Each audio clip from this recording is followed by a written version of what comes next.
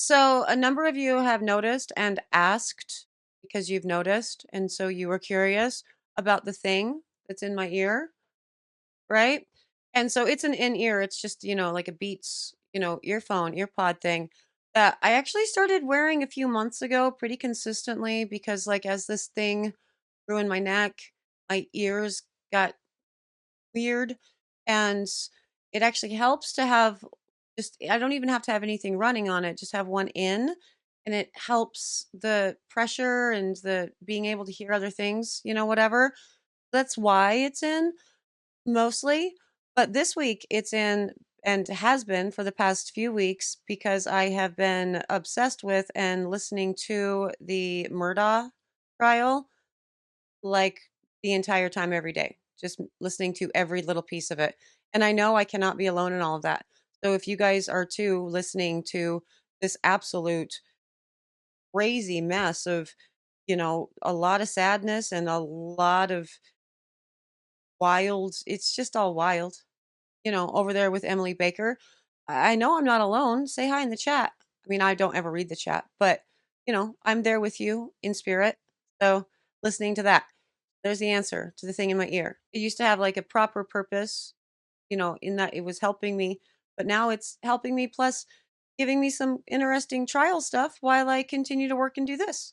Obviously, that has nothing to do with what we are doing. That would be strange to just randomly decide to start doing trial coverage on a soap channel. I feel like I probably need a different platform for that, but I will tell you what we are doing in just a minute. But before I do, hello, I am Mrs. Soap and Clay. Let's make stuff.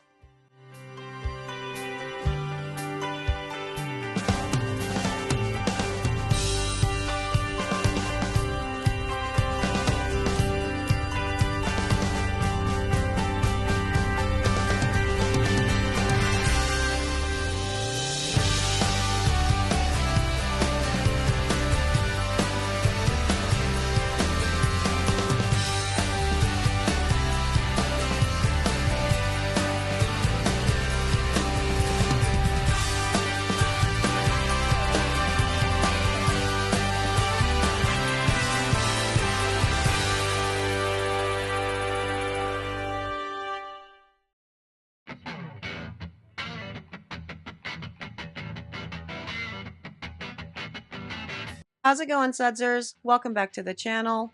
You are at Soap and Clay, where we make all the soapy things. And you are here for week 13 of year 3, and this week we are testing some new scents from Cierra Candles. Cierra Candles was nice enough to send me some samples with a recent order, and I really love that Cierra Candles is so awesome and the owner is so amazing that she just sort of gets me based on the things that I talk about within the videos, as well as, obviously probably my purchasing history and the scents that I tend to gravitate towards, because the ones that she sent me were all very, very delightful, and I knew as soon as I smelled them that I definitely wanted to make some videos on them, test them with you guys, talk about the scents, my interpretations of them, all of the things. And so we will be making my spring line this week, as well as testing out brand new fragrances that I've never used before. And first up on the list is Maharani Podparadsha.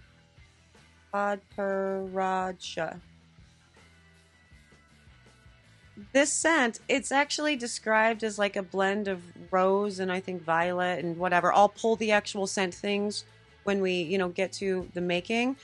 And I don't smell any of that. It also says that it has sandalwood in it. And I don't smell any of it. All I smell is delightful. It is absolutely a magical scent. That's what I smell is magic. Like this is a magic scent. And I was very, very excited to soap with it. So let's get to the video. We can talk about the usage rates and more about the actual scent. And I can try to get a Google pronunciation for this word so I don't continue to botch it. But, let's be honest, I'm still probably going to botch it. But let's go to the video and see how many times I managed to do so.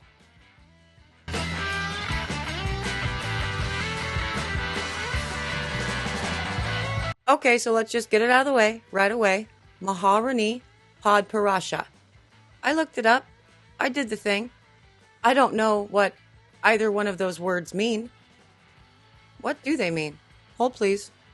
Okay, so according to the Googles, Maharani is the Sanskrit word. according to Merriam-Webster, it's the wife of a Maharaja, which is a Hindu king, which I feel like, I guess we know. And according to yogapedia.com, it means great queen on yogapedia.com. So, I mean, I guess that makes sense, right? Because yoga is like a Hindu practice originally, right? I mean, I think it's in other cultures too, but certainly not in, American or Caucasian cultures. So there's that.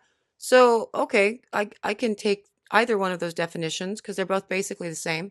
Maharani is a great queen slash the wife of a Maharaja. I actually feel like two different definitions because in one way it sounds like you're just a wife, and in the other way it sounds like you are a queen, independent of being wed, But there we go. I know what that means. But what about Podparasha? I don't know. Let's see. It is a lotus flower. It means lotus flower. So those two words together mean great queen's flower. Okay, I am sorry if I've offended anyone with that, but this is obviously a lost in translation thing because when I put those two words together, that's what that means to me. It means great queen's flower. And that sounds a little bit dirty. But, now I've learned something. So I really appreciate you coming along for the ride. And for all 5 of you that did not already have all of this information in hand, you've learned something along with me. And for the rest of you, just be happy that I took the time to actually learn something about something that I didn't know. I can't know all the things, but look, there's my thing that I learned for the day. Oh, Podparasha sapphires are also a thing, and they're pink.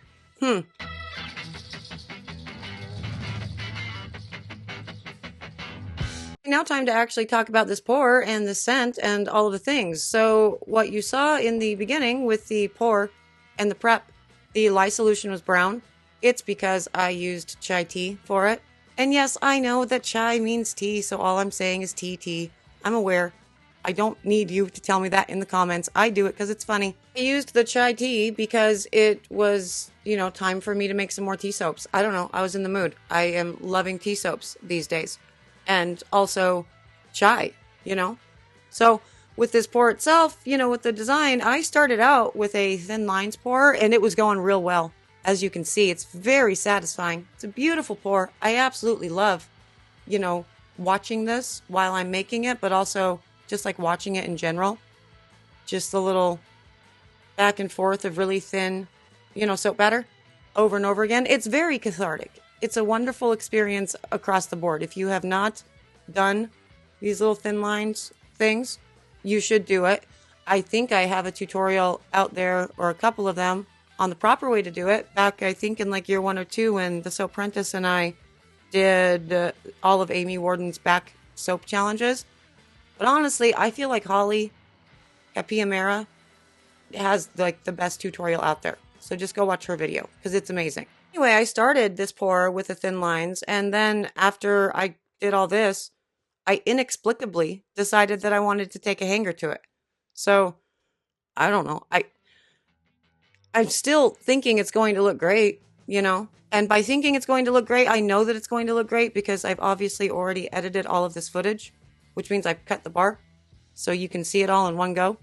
You remember back in the day when YouTube videos used to be, and I don't know, maybe a lot of soap makers still do this, but back in the day, like at the beginning of soapers putting stuff on YouTube, people used to like make soap and just show the pour and never show the cut. It was so like unsatisfying. And then you could never find the cut and it was wild. So anyway, just back in the Wayback Machine, whatever. So yeah, after all of this, I went ahead and decided to take a hanger, do this entire batch because why not? Which then meant that I had to do it for a whole bunch of other soaps too, because I had already started it that way. And if you're wondering if I just laid down, layers properly and then did the hanger, the answer to that would be no. I still did a thin lines plus a hanger swirl. And I'm really not mad about it. Because again, like I said, the actual pouring of a thin lines, it's amazing. It's such a fun experience.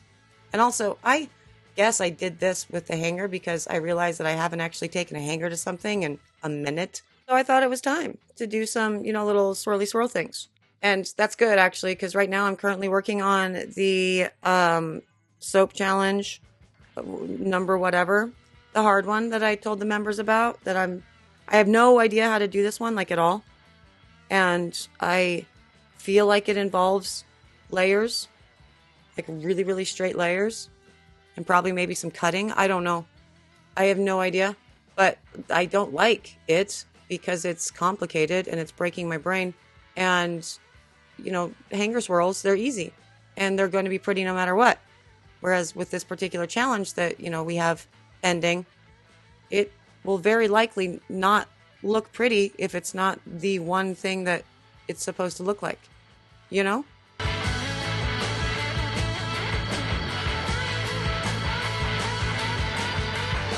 Okay, now onto the cut of this guy, and look at that top. Absolutely gorgeous. I do have a little bit of cracking with this batch of soap.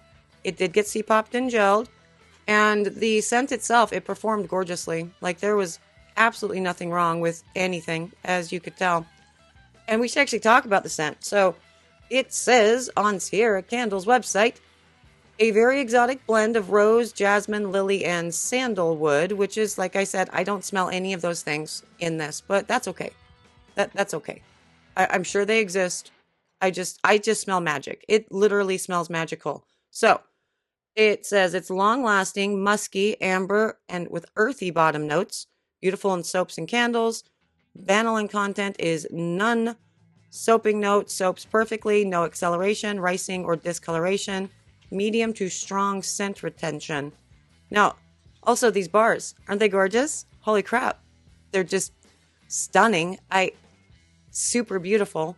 Now you see why I did thin lines plus a hanger swirl. But I would have achieved the exact same result, just saying, by doing the thin, just regular layers and then the hanger swirl. I didn't need to do both, but it's pretty. So it made me happy, and that's really all that matters. And also because the batter was so thin, I had better pulls with the, copper color, the King Tut inside, going into the whites. And it looks like for this, it's Cat 9. Soaps are Cap 9, and the max usage for this is 4.76. And I actually did find that this scent isn't as strong as what I was, told on the website, just barely, that I just read to you. You can go back a minute. I did not find it to be a very strong scent retention, but that doesn't mean that that's not true. I have been sick for a really long time, and while it was not COVID, according to tests, which are like whatever anymore, but I kind of lost my sense of smell for a while. Didn't smell much of anything, so it could just very well be me. But because, oh my god, look at that. That's so pretty. That is so pretty. But also, I'm stupid with all of this. I should have actually looked up what the hell this thing means beforehand and should have done a lotus for this. But it's okay, because some of those things look totally like little flowers. Got some leaves and some hearts and stuff. I think it totally works. And it's super pretty. But anyway, for the rest of the batches that I had to make for this, because again, these are all for my spring line, I ended up pairing this with Nature's Garden's Sensual Sandalwood or Sacred Sandalwood, which really just grounded the magic of the Maharani. Look at me, I'm already forgetting how to pronounce it. But beautiful, beautiful combination of the two. And this one on its own, absolutely stunning. The lotion bars I've made with this, delicious. The bath bombs, amazing. Truly an incredible scent. I love it. And I also love that I learned a whole bunch, today with you. So thank you for entertaining my desire to, do that. So right off the bat, like the design itself, I absolutely love. It's been a minute since I've done, like an internal swirl and actually taken a hanger to something. So that was super fun for sure. I really loved using, the King Tut amidst the whites and thought even if it maybe did discolor, even though it says it wasn't going to, it would be fine either way. Very delightful scent blend for sure. Very easy to soap with. My only problem is this particular scent is 4.76 max usage for Cat 9. And at that amount, I don't know, it might be because I'm still sick, but I can like barely smell it. And I don't love that. And so what I did for the rest of these bars was I took this, and in addition to using the Maharani at its max, I also put in some sacred sandalwood from Nature's Garden because I had some of that guy left over, and it really bumped the scent and also really lent to the beauty of this blend. So I love it for that reason for sure. But do keep in mind, for my nose, it was a little bit light. I don't know though. I'm still sick. Maybe maybe my nose is broken forever. Who knows? But there is a soap number 1 in all of it in my spring line. My spring line will be available at soapandclay.com in the next few weeks. I know it's on my list to get done. We'll see if that happens. But yeah, I hope you guys had fun and enjoyed yourselves today. As always, a huge thank you to my sudsers. You guys are amazing. You are epic. You are everything. I love you so very much, and I hope you guys are having fun with all the challenges that I dropped on you, just one after the other, and you're making good progress with all of that.